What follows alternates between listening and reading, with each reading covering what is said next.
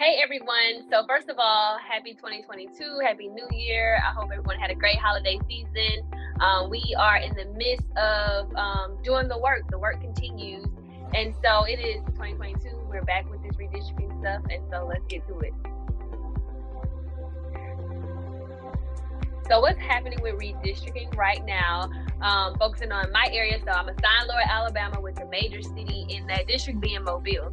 And so on yesterday, it hit the news that the mayor has presented a preliminary plan. We haven't seen the official plan, but a plan has been released. And the new plan for our 7 city council districts now has a 4th majority Black district.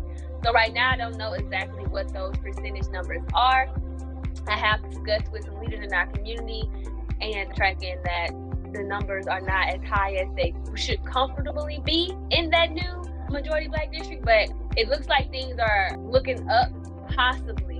And so the new maps presented has 4 majority Black districts and 3 majority white districts. The mayor and the city council received a letter from the Southern Poverty Law Center in December that placed emphasis on making sure that the Black population in Mobile was adequately represented, being that Mobile is about 51% African American and 40% white.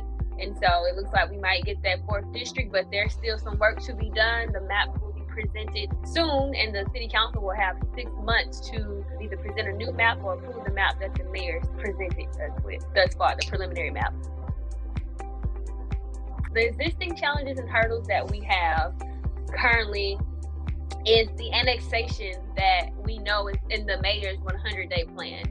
So we know we have redistricting, we know that he wants to do annexation. So it kind of puts us in a limbo because we have these new maps presented, but then we also know that the population could be changing in the coming years based off of how the city council votes and whether or not they vote to let the people in those unincorporated areas vote so that they can become citizens of Mobile. So our issue is, and the hurdles that we have is, hey, Mobile might be about to get that proper representation that we deserve and that we should have based off our numbers, but annexation is coming along, and so annexation is looking to be occurring in the area where the 4th Black city council district would be. And so we could possibly lose that 4th Black district if we annex and not an equal amount of white and African American citizens are brought into the city. So that's the hurdles. And then also with bringing in a couple thousand more people, we'll also end up having to redraw the map. So that's the hurdle that we have right now, taking it one day at a time, taking the issues as they come. So right now we're focused on the redistricting of the newly proposed maps, but also making sure that the African American population can keep the proper representation that it needs and deserves. So we might be about to present some maps, regular organizers in the community present some maps to the city council for them to consider, because we have this 4th city council district, but it's not necessarily safe.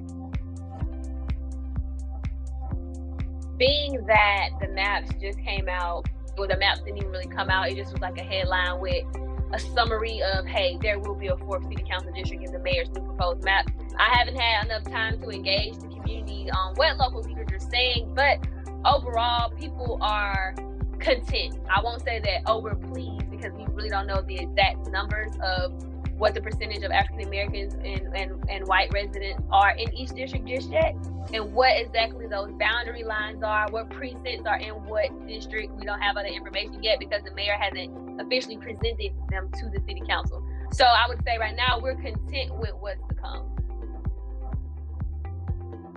Additionally, just want to do a call to action and encourage the community to get engaged in this process. Once the city council are officially presented with the map, then the city council should be reaching out to their citizens. And if they're not reaching out to the citizens, it's up to us to reach out to them to speak about what we want these districts to look like. We have a Black district that is 76% African American, and that might be a little high. And so just look at these maps, analyze them, and if you have any issues, engage with your community on how our city should be represented and making sure that it's represented in the best light.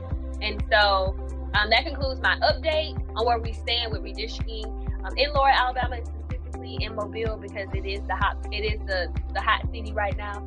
And hopefully we'll have some maps to discuss officially at the next update.